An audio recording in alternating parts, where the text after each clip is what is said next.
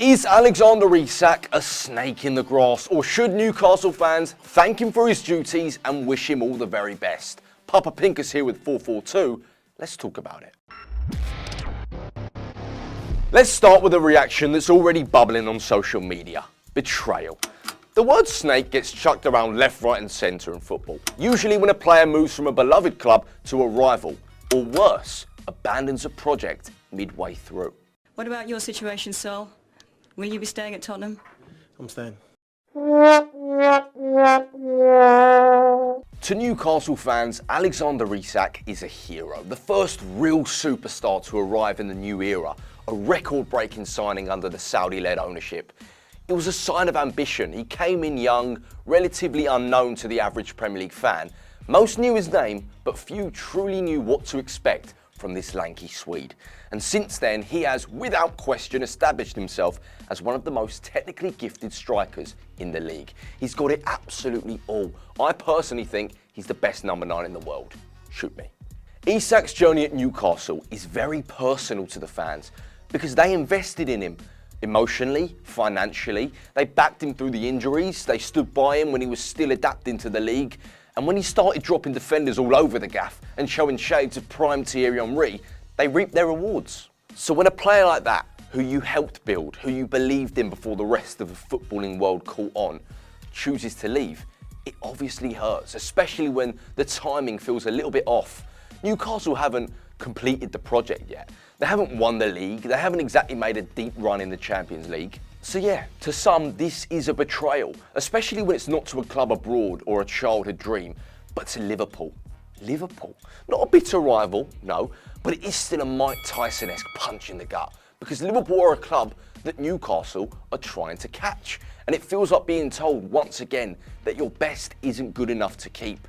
And to some fans, it won't matter that Isak never booted off, never disrespected the club or whatever. They'll see it as abandoning the project, as taking the unconditional love that's been built over the past 3 years and trading it all in the moment something a bit shinier came along. But let's flip the coin, because there's always another side. Since the day Alexander Isak arrived in Newcastle, he's handled himself properly. No drama, no noise, just football. Really good football, by the way. And in a league that eats strikers alive, he found his feet relatively quickly, stood up to it and delivered. And more than goals or assists or whatever stat you want to pull out, Isak gave Newcastle fans something more important, which is belief. The sense that this team, this club, could compete. And then came the cup. 25th of March 2025, a day Newcastle United fans will never forget. Their first trophy in 56 years. Everyone on the pitch that day wearing black and white instantly became a legend of the club. And central to that was Alexander Isak. Here's a test. It's Isak, and here's a goal! Newcastle United have won absolutely nothing since 1969. They are 2-0 up in the Carabao Cup final. That goal that shook Wembley, putting them 2-0 up. He became a god amongst his people that day. Those are the days us football fans live for. We talk about loyalty all the time in football, but very rarely do we ask what clubs owe players in return. Because God forbid Isak tears his ACL tomorrow, Newcastle move on.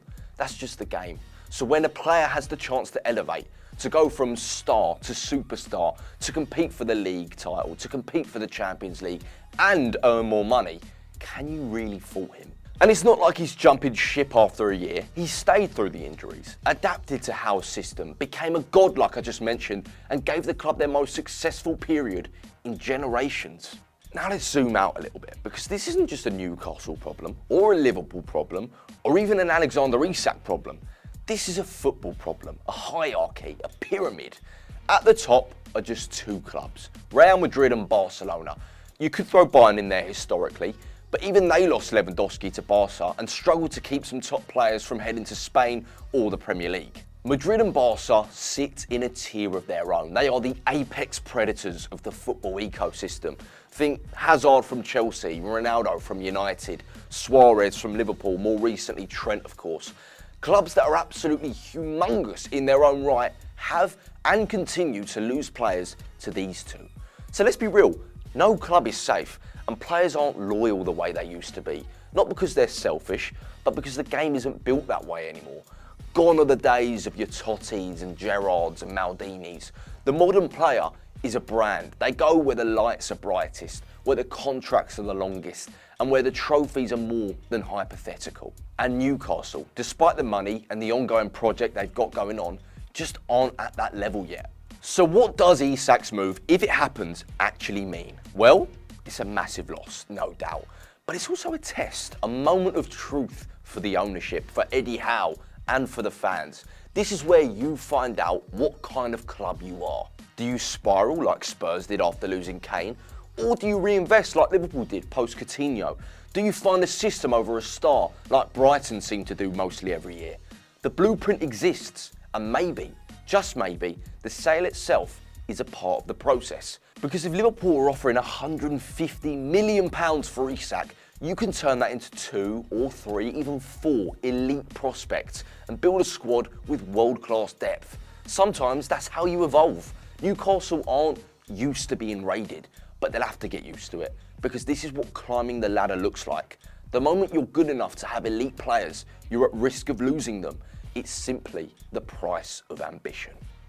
So, is Alexander Isak a snake? I know it's not entirely for me to say. I'm not a Newcastle fan. I don't carry the same emotional weight, and I can't sit here and pretend to feel it the way that they do. But still, for me, the answer is no. Let me explain why. And I'm gonna go a little bit deep here. Football is something a lot of us use as an escape.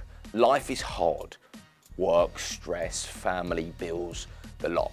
So we turn to the game for something else. We pay our hard-earned money to watch them. We follow them, support them, defend them. And when one of them truly delivers and connects with the club, the people, it just means so much to us. That's what Isak has done at Newcastle. He gave the fans unbelievable memories that will live with them until the day they die. But here's the truth. Footballers aren't yours forever. They never were. Some get sold, some retire, some chase trophies, and some, like Isak, might just outgrow what you're building at the moment. That doesn't make them villains. That makes them professionals, humans, people trying to make the most out of a very short, high-pressure career. So when Isak eventually leaves, if he does, it won't be because he doesn't care. It won't be because he disrespected the club or the fans. It will be because this is football, and that's just how it works. He's given you his best so far. He gave you a trophy. He played with class. He made it fun again. You don't have to love it. You don't have to smile and applaud. But it's okay to let someone go with a bit of respect, especially someone who gave you moments you will never forget. Life is way too short to hate on someone for leaving your football club, having given everything they've got. That's just my opinion. I'm open to hearing yours in the comments below. Is Isak a snake, or should he be remembered as a legend? Let us know. Thanks for watching. Till next week.